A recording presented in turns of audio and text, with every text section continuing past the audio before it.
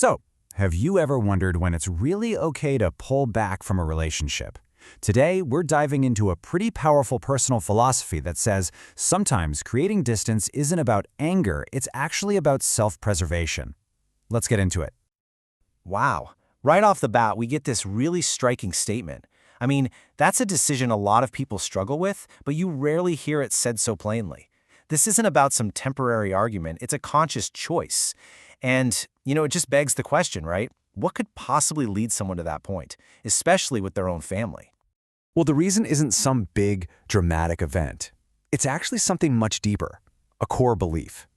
The entire argument for creating this distance really boils down to one central idea about what it means to be a decent, respectful person. Let's break that down. All right, so it all starts with how we define a word we probably use every single day: understanding. For the person behind this philosophy, this isn't some vague, fuzzy concept. It is the absolute bedrock of any healthy relationship. What's so interesting here is how clear this definition is. It's not about agreeing with someone. You can have totally opposite points of view. The key, according to this, is the effort. The simple act of trying to empathize, to see the world from where they're standing, that's the bar for basic respect. Okay, so if that's the ideal, what's the problem?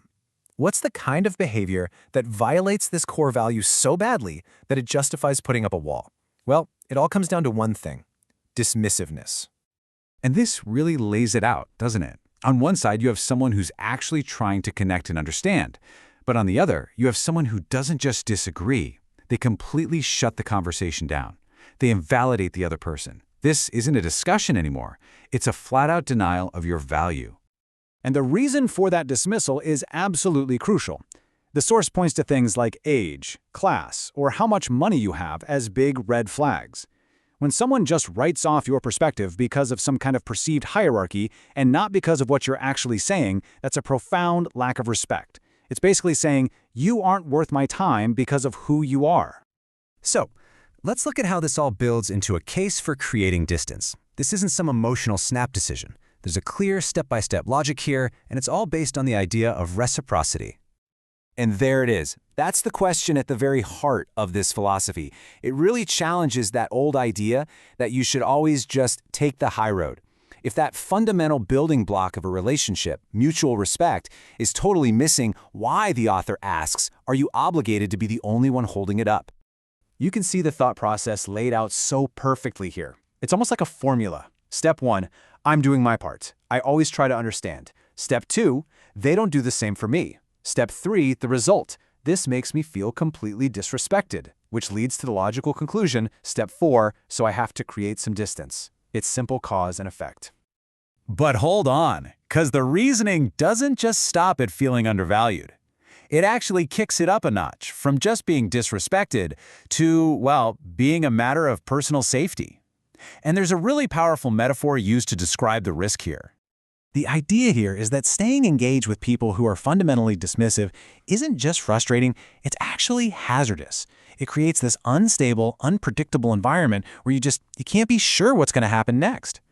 And there it is. Wow, like smoking near dynamite. I mean, what an image, right? That single phrase just shifts the whole conversation. This isn't about hurt feelings anymore. It's about urgent self-protection. So what does that dynamite really represent? It's all about unpredictability. The argument is that people who lack this basic empathy might act without even thinking about the damage they're causing. They can create real harm, sometimes without even meaning to, just because they aren't wired to see things from your side. They can be erratic, and you never know when the fuse will be lit. Which brings us to the final and maybe the most important part of this whole philosophy. We need to reframe the act of creating distance. It's not an attack, it's a defensive move. This is such a crucial point. The goal isn't to punish the parents or the brother. It's not about revenge or teaching anyone a lesson. The decision to step back is purely to protect the author's own peace of mind, to get out of the blast radius of that metaphorical dynamite. And that leaves us with this final thought to chew on. When you look at it through this lens, is pulling away from the people you love an act of rejection, or is it a necessary, maybe even responsible act of self-care? It's a powerful question that really makes you think about where the line is between our responsibility to others and our responsibility to ourselves.